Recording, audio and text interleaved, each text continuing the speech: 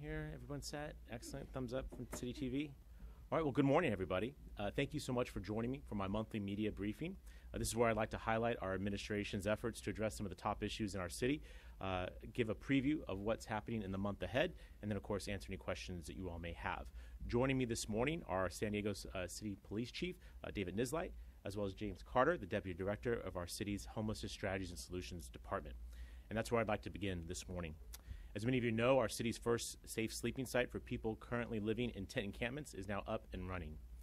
We had originally intended for this site to open on July the 1st at the 20th and B Operations Yard, but it opened last Thursday, June 29th.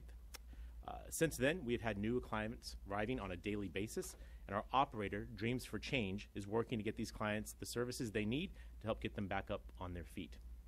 As of yesterday, we have enrolled 19 individuals, and they're using 13 tents. All the residents are adults so far. Similar to other shelters that we have, we're in the middle of a ramp-up period. Dreams for Change expects to enroll roughly 3 people per day during this ramp-up period. The benefit of this, as explained by the site's program manager, is that it gives clients a chance to build trust among the community, a few people at a time, meaning that the community that is not being overwhelmed by new members in a very short period of time. Tents are being set up as new clients are enrolled. I'll say that the clients are helping to improve the program by giving us the feedback on what they need to be successful. The program manager is holding weekly meetings at the site to set expectations for residents as well as to solicit their feedback. Currently, the safe sleeping site at 20th and B includes a daily light breakfast and a hot dinner, portable restrooms and hand washing stations, several canopies over picnic-style tables with seating that is both smoking and non-smoking. We have plenty of cold water as well as phone charging stations and case management services. As we work to ramp up and provide more on-site services, people there are being transported to shower and laundry facilities as needed. All of this adds up to a marked improvement for these individuals above the conditions they were experiencing when they were encamping on sidewalks. It is safer, it is cleaner, it is healthier, it is more appropriate and more humane, and it's far better access to the services that actually end individuals' homelessness. I'm pleased with the progress that we're making to get this site open and operational. And I'm pleased by the responsiveness of individuals experiencing homelessness who are accepting offers to go to the safe sleeping site. I'm optimistic by their interest, and I'm optimistic about our ability to continue to expand services there, as well as the upcoming O-Lot, which will come online in the coming months. I want to transition to another hot topic in our city from my administration, which is fixing streets. Next week, the City Council will consider our street preservation ordinance. This ordinance requires those who are performing trench work in our city streets to restore them to their original condition and to do so more quickly and to foot the entire bill for the long-term impacts of their trenching. This will put an end to the common practice of excavating our city streets and then leaving them in substandard condition for San Diegans to deal with. As I've said before, it's a very simple and common sense concept. If you break it, you must fix it. This ordinance outlines exactly what's expected of excavators to restore conditions of the streets after they've dug them up for repairs or other upgrades. These expectations apply to all excavators, private energy and telecommunications companies, as well as the city's own water and sewer utilities. It dictates not only the standard of all repairs, but also how those excavators need to pay to reimburse San Diego taxpayers for the long-term impacts to the road's structural integrity. It will enhance safety by requiring higher quality resurfacing and tighter time limits for temporary asphalt patches. And it will improve coordination amongst all those projects operating in our right-of-way to reduce repeated work on the same road. This ordinance is in addition to the record amount that we are making available for road resurfacing in the current fiscal year that started on Saturday. A reminder that we've allocated $140 million and anticipate being able to resurface 157 miles of roads in the city in the new fiscal year. My desire is to leave our roads far better than I found them when I took office as mayor, and the street preservation ordinance is an important part of that effort. I hope that it will get council approval next week, and then we can start seeing the benefits of these higher standards quickly for San Diegans. Now, final topic, we have a number of privacy-related items moving forward this month at the City Council, at council committees, and at the Privacy Advisory Board. On July 18th, the City Council will consider eliminating the grace period for review of surveillance technologies by the Privacy Advisory Board and City Council. That grace period is set to expire on September the 9th, and we have hundreds of important affected technologies still left to be reviewed. Instead of simply extending the grace period, we're asking the City Council to amend the ordinance to eliminate that deadline instead of taking approximately 300 surveillance technologies through the Privacy Advisory Board almost immediately. This will allow for a more thorough and unrushed review of this technology in keeping with the intent of the Privacy Ordinance. On July 19th, the Council's Public Safety Committee will review the Smart Streetlights program, which went before the Privacy Advisory Board last month. These streetlights are an incredibly powerful tool for helping us solve serious crimes and helping us to narrow down the suspects in those crimes. I want to stress how important that these technology is to serving to limit the number of stops by police officers. For instance, if the police has a specific vehicle description and license plate, rather than going with a more vague description or nothing at all, we're able to stop from having to stop everyone who fits that vague description. There have been a number of very important crimes solved, and just as importantly, people exonerated of crimes because of streetlight cameras. In a moment, I'll ask Chief Nislight to speak to the importance of these cameras for his officers' investigative work. The reminder that these are only being used to investigate crimes after the fact. Finally, on July 20th, the Privacy Advisory Board will review the body-worn camera technology and provide its input. These are the cameras that police officers wear, which is an important tool for providing clarity regarding interactions between our officers and the general public. Before I open it up for questions and answers, as I mentioned, I'd like to invite the Chief to talk about smart streetlights and their importance to law enforcement investigations. Chief? Thank you, Mayor.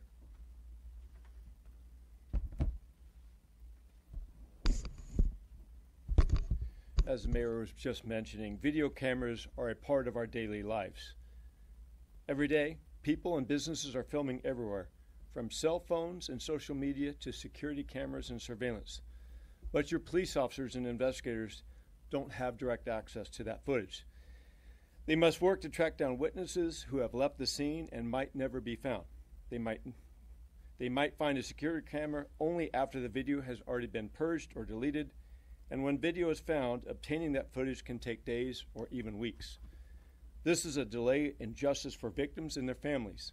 It leaves dangerous people on our streets, and it might leave an innocent person in jail. When SDPD had access to smart streetlights previously, we used them in more than 400 serious and violent cases. 100 of those cases would not have been solved if it was not for that footage. Another 100 cases might not have been prosecuted if it was not for the video footage. Smart streetlights helped clear an accused person of charges, like the very first time we used smart streetlights to clear a man of a murder at 5th and Market. In another case, the video brought semblance of peace to an elderly man involved in a fatal collision where his wife was killed. He thought he was responsible for the crash, but the footage showed it was another motorist who ran the red light. Behind each of these 200 cases is a victim of murder, sexual assault, armed robbery, kidnapping, and home invasion. It's not just the victims. It's their families, it's their friends, it's their loved ones, and it's the community that all suffers when these crimes go unanswered. Smart streetlights and automated license plate readers are tools that have proven to be effective in helping solve crimes across the county, or across the country, and again right here in San Diego. Instead of basing our investigation on general information about a person or a vehicle description, we can be laser focused in finding the vehicle, the license plate, or the person based on video footage who had committed the crime. Just yesterday, officers and deputies put an end to a criminal rampage involving a man and a woman who had committed shootings, armed robberies, and carjackings in at least 6 incidents beginning on July 3rd. ALPR, or automated license plate technology, would have given officers the tools to locate the stolen car the suspects were using and put a stop to the violent rampage they were doing. A few things that I want the public to know. San Diego PD does not actively monitor these cameras. It is a reactive tool once a violent crime has been committed. Access to this technology will be restricted to trained personnel, and it will require them to document why they are accessing the information with a case number and ID number. Data not being used for investigation is permanently erased after a specific time. For example, 15 days for streetlight video and 30 days for ALPR data. Also, something the public needs to know: private property is not filmed. There is a masking feature that doesn't even record the portion of the screen that is determined to be private property. I also want to bring you to the San Diego County Grand Jury report that showed SDPD did not misuse this technology when we had previously had access to this, and the grand jury supported in turning these cameras back on. San Diego PD has logged hundreds of hours of staff time working to comply with the surveillance ordinance for all of the technologies. Our teams have responded to over 100 questions from the Privacy Advisory Board, held 9 community meetings, and sat through 3 separate meetings to answer questions related to the Smart Streetlight proposal. San Diego isn't the only city to have a technology advisory board. Just last year, Oakland's Privacy Advisory Commission rejected the proposal for use of license plate readers, but the City Council decided to vote in favor of the use of this technology. San Diego PD and I look forward to bringing this proposal forward to the City Council Public Safety Committee on July 19th, and we would ask they support and approve this vital public safety technology. Thank you.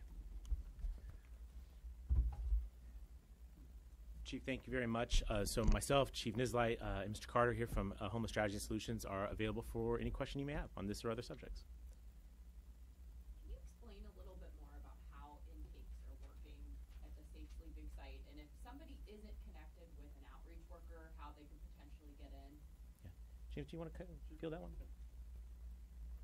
So as mentioned, with the ramp up of the program, our street-based case managers have a current caseload of unsheltered individuals living on our streets, and they've been connecting with those who have found it difficult to get into congregate shelters.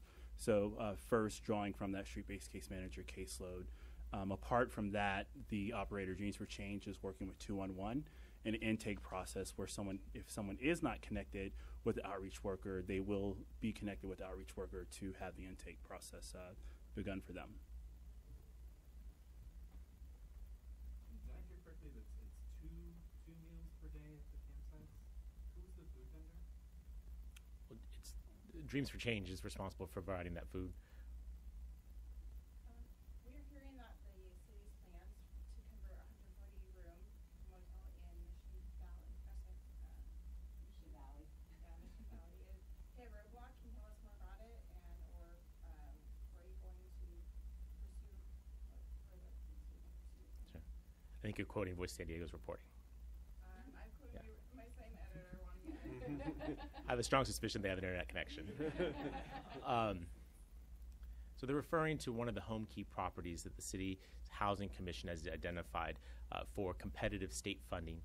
If we're successful in receiving those state fundings, we would purchase multiple hotels, convert them into permanent supportive housing in order to address our homelessness crisis. The outreach that James was just referring to, leading to shelters, like he was just referring to, ultimately leading to permanent supportive housing, that's this part of that chain. We have been doing our due diligence on multiple properties for many months now in order to successfully compete for these funds. We have submitted an application for 2 separate properties. The property that you're referring to is one that had been identified as a potential option for a home key application. When we did our due diligence, we discovered that there are covenants recorded against that property that prohibit property in that area of Mission Valley being used for affordable housing.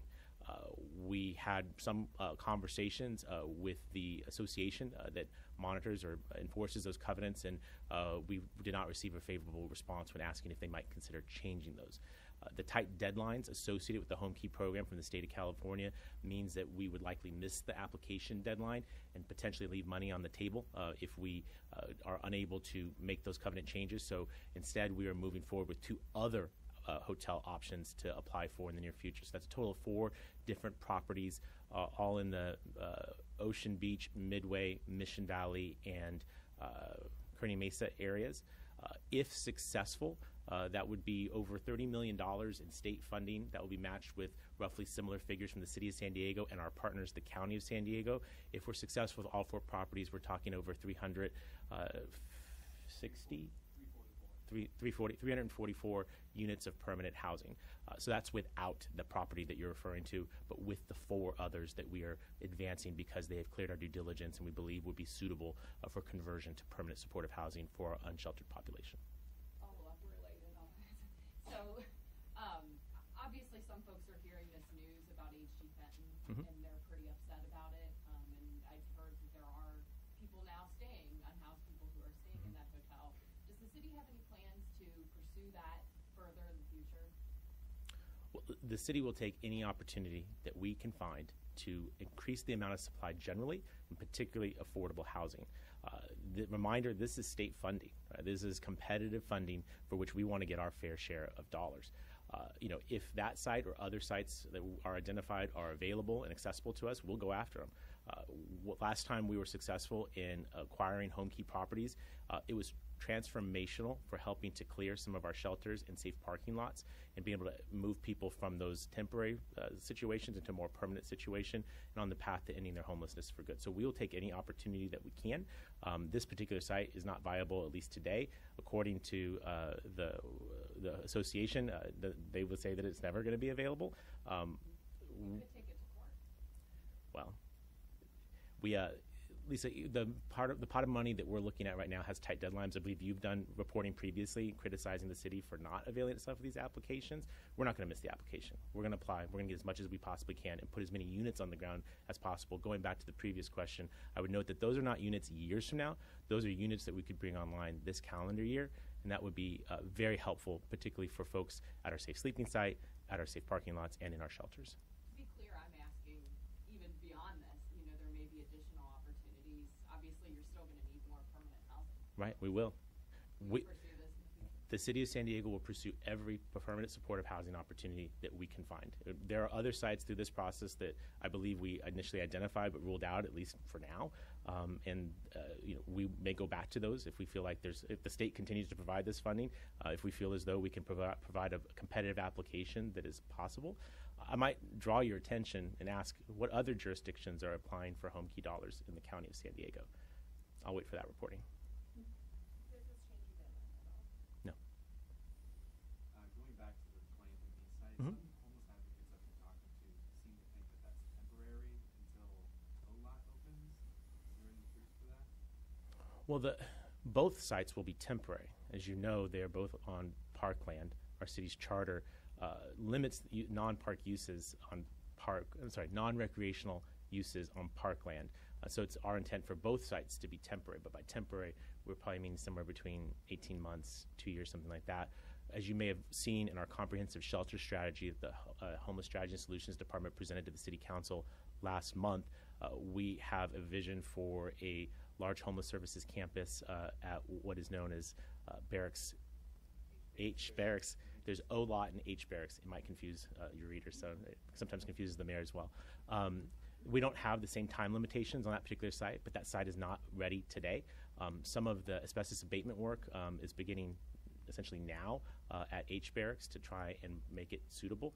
We've been doing public outreach to affected and adjacent property owners to try and make sure that there's at least awareness of this and hopeful support as a key strategy. But 20th and B and OLOT will both be temporary from the standpoint that it will not be there indefinitely. Again, that's in a reflection in honoring our city's charter. Our temporary use of that is, I think, a reflection of the fact that we have a significant unsheltered crisis. We need to deploy strategies and solutions today. But we have a longer-term strategy that involves H Barracks as well as other opportunities like the current site of our old downtown library as well as the current homeless navigation center on Imperial. And just to clarify, because OLOT is scheduled to come online This fall, correct. and they're saying that come this fall, 20th and B will no longer be operational. Is that true? That's not our current. That's not our current intention. We have the only hedge you hear there is that we have to find service providers to be partners with us. We know. I think all of you have done reporting about the service provider capacity, workforce, and other issues. But our intention is to have as many safe sleeping sites as possible in order to make sure that we can serve as many folks as possible, meet them where they're at, and graduate them out of homelessness and into housing. In the week since you announced the Mhm. OLOT opportunity, are you still confident that you'll be able to make that deadline to be open by fall? The fall, yes.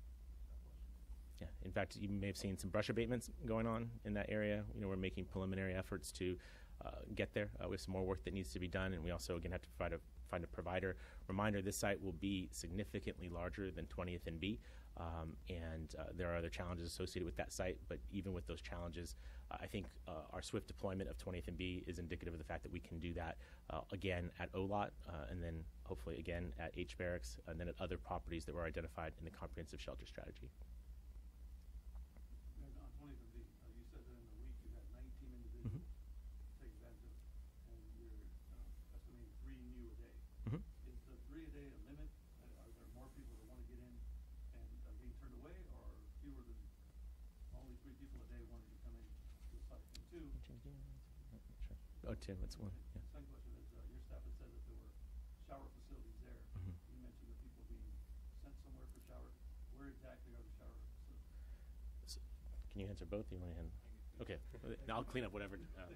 I'll clean up. I'll adapt. So with regards to the 3 per day, that's a plan. I know the first couple of days they were able to enter in 10, and then the following day 5 people got enrolled. So it's the plan. The staffing model is to ensure that the residents there are safe, and again, working with the residents to make sure the program meets their needs and that they remain engaged. With regards to the showers, our street-based case managers always provide transport to services, medical appointments, employment opportunities, laundry, and showers. What our nonprofit provider, Dreams for Change, is doing is leveraging community partnerships to bring mobile showers on site. So they're working through that assessment and want to provide mobile showers on site in addition to transporting folks to showers. There are showers at our Father Joe's campus. There are showers that are provided at a day center operated by some of our partners. So there are existing showers in the community where those street-based case managers take their clients as needed and for any other services that the client needs. Anyone else? There are none? You did mention earlier, I saw James nodding a lot over there when you talked about changes that have been made as a result of client feedback. Can you speak more to that? I mean, I would say that's standard practice for the city. You know, part of our homelessness strategy is to include the lived experience of folks that we work with, and so that is not unique to 20th and B. But in terms of the specific feedback to the site, you may know better than I what some of that has been. Yeah. Program manager and operator mainly are working directly with clients. You probably pick that for the folks at home. Working, the Dreams for Change is working with the clients to solicit that. You know, it's been barely a week, right? Or not even at this point. Is it today Thursday? So it's yeah. And you know, there's just a stand-up. I was chatting with another journalist and explaining the fact that often in this room or on social media, it's very easy to prescribe how these operations should go. That's very different for the people that actually have to do that. The people that need to be there 24/7, 365. From the safety of your iPhone, I'm sure it looks very easy. The reality is this is complex and difficult work. These are human beings that we're talking about who have preferences and choices. That's a part of why we advance this particular solution. As all of you know, the city has not had a safe sleeping site pretty much ever. We had that one temporary thing during the hepatitis A crisis in 2017. But this is a new intervention, and we're certainly open to learning and doing better and trying to create an environment where more folks will want to come off the streets. What I'll remind folks is that the conditions these people are leading are incredibly inferior to the conditions at 20th and B. The situation on Commercial Street, 17th Street, National, parts of 9th, 10th, other parts of our city, the San Diego River, elsewhere, there are plenty of places where there are no shower facilities, where there are no food of any kind, where there is no services being directly provided on site. These are not optimal conditions, and I will remind people that all of that is available at 20th and B. We will replicate it at OLOT, and we'll do it at other places, and we'll use lived experience input of those who have lived on the streets to try and improve those programs, make them more attractive for folks to say yes to our officers' services and get off the sidewalk. Mayor, I just got the number. There's Sorry. 20 people now at 20. You all heard that? 20 people? Okay. We got more to go. And just following up on that, as we're heading into summer, is there any concern? I mean, it's a big open space on asphalt, not a whole lot of cover. What are you guys planning to do? Well, so we have provided some shade structures. I believe we'll do some more of that. I believe there's an intention to provide additional cover for the individual tents. Reminder: the tents are elevated. There's a tarp on the ground. There's cots within the tents. I believe we have some desire to add misters and other solutions to the site. But Cody, remember, the heat is not just at 20th and B. There's heat on National, there's heat on Commercial, there's heat on Sports Arena Boulevard. You might ask the people in camping on those streets, what's their strategy for heat mitigation? Well, I have, and they find shade, right? They go under trees, they go under overpasses, right? Yeah. There's not a whole lot of opportunities like that at 20th and B right now. First off, so we can make some. There are shade structures that are out there. There'll be more coming as we have more ramped up. But with forgiveness, yes, there are people under overpasses. It's true, but there are also people baking in tents on a commercial street. They're there. They're there with their animals, with their spouses, with their materials, all kinds of stuff. Let's not romanticize what's happening on other streets in this city, acting as if those are cool islands and there's only heat reserved for 20th and B. It's not the case.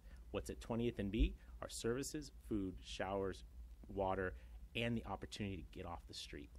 That ain't on a commercial street. That's why people need to say yes to these services and get into the safe sleeping sites or other shelter facilities.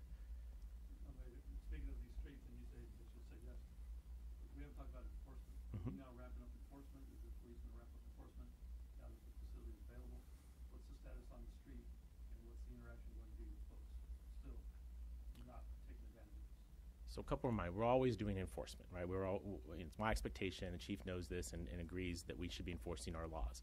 I think you're asking relative to the recently adopted unsafe camping ordinance, which, as you recall, has a provision in it that says that enforcement of that particular ordinance may start 30 days after the establishment of our first safe sleeping site. Reminder, that's going to be a progressive enforcement model, as we have always used or have used for a long time at the city, with 3 contacts of that individual with offers of services. On that third contact, if the services are denied, there's the potential of a custodial arrest. I want to be clear, that is not our desire. Our desire is for them to accept services, to accept a shelter bed. But in the rare instances where that may be declined, there is that potential. So we are enforcing laws today, but the enforcement of the safe sleeping ordinance will happen toward the end of this month, following the progressive enforcement model. I would remind folks that this is not going to be an overnight thing. We're spending this month having our outreach workers saturate neighborhoods to explain to individuals, particularly where we anticipate doing enforcement first, and that's specifically at parks and at schools, to inform them of this ordinance, to inform them of safe sleeping and other options that are available to them. Simultaneously, we're working to train our officers to make sure they're aware of the unsafe camping ordinances and the safe sleeping site, and then we'll take it from there. This will be an ongoing process, much like 20th and B, where we're going to have to learn as we go and make adjustments as necessary. But ultimately, there's no question that our services are superior to the sidewalk, and I think the people of the city, sheltered and unsheltered, deserve to have safe and hygienic public spaces, and this ordinance is intended to do that. Chief, I don't know if you have anything you want to add to that at all. You pretty much hit it on the head. We do enforcement every single day, but I want to bring back something the mayor said, is look, it's not humane, it's not compassionate to leave folks on the streets and the conditions that they're living in. And so at every single touch point, a San Diego police officer, whether it be San Diego police officer dressed like me, one of our homeless outreach teams, one of our partners, be it a nurse, a social worker, a psychiatrist, they're always offered services first before any enforcement would ever to begin. And so I think people forget this is just an additional tool to help us, and you have to look at it from a balanced attack. We're getting 800 to 900 complaints just through the get it done on a weekly basis, and that's not the radio calls, that's not myself or other staff members going to community meetings and hearing the community complaints. So we have to have that balanced approach, and the city is doing a heck of a job of putting more and more resources out there, and we're going to drive people to those resources, and we are going to enforce our laws. That's great. So just follow up on that. So just to do the quick math, the last point in time count was from 1806, I think. Mm-hmm. If you were successful within these 3 contacts, everybody wanted to take advantage of the services. Where's everybody going to go? So I think what you're making is an assumption that there has to be a bed for every individual. There just has to be available beds. Reminder that what we've discussed this morning is not the totality of our intended expansions of shelter services, even in this coming fiscal year. We are hoping to bring online the Travelodge family shelter. Dave, this month, next? Soon. July. Yesterday, Dave. Yesterday. We have other items that we're exploring, the home key sites that we were discussing before. The comprehensive shelter strategy shows a number of other options. There's safe parking lot expansions that we're envisioning. There are a host of interventions. We're going to continue to be relentless in trying to expand those options and make sure that when our outreach workers or our police officers contact an unsheltered individual, that we do have a bed available for them. I think the sad truth of the matter is that most of the times when we contact individuals, they turn us down. And the intent and the hope is that the unsafe camping ordinance provides another incentive for folks to say yes to those services, because we know that once they get into services, we can actually help them end their homelessness overall. Last thing I would say on this point is everything we've talked about today is probably unique to the city of San Diego. And if any of you were at any other city hall in this county, you would not be talking to the mayor, number one.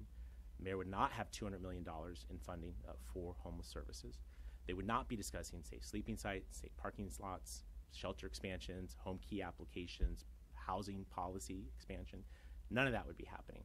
And until they do, we're going to continue to have a significant problem. And I hope that the advocacy that all of you bring to your journalism is replicated in those other cities. Because near as I can tell, it ain't happening. And there are encampments, hot zones, other deplorable conditions in all those other jurisdictions, but I don't see a lot of services going on there. Hold me accountable, but hold those other 17 cities and the unincorporated areas accountable as well. Thank you all very much.